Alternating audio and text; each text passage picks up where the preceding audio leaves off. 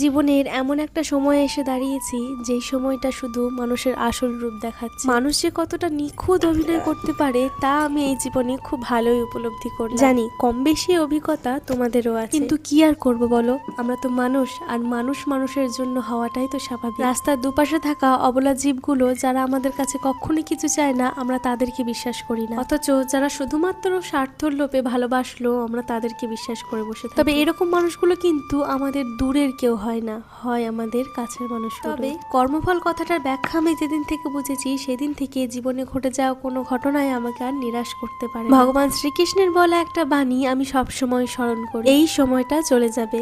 হ্যাঁ, ভগবান শ্রীকৃষ্ণ সেটাই বলে গেছে। অর্থাৎ জীবনে অতি খুশি হোক বা দুঃখ, কোনোটাই চিরস্থায়ী নয়। যেই সময়ের মধ্যে দিয়ে আছি আমরা, সেটা ঠিক একদিন না একদিন চলে যায়। জীবনে ঘটে যাওয়া কোনো সময়কে নিয়ে কখনোই অতিরিক্ত উচ্চাকাঙ্ক্ষী হওয়া উচিত নয়। জানিয়ে কথাগুলো বলা যতটা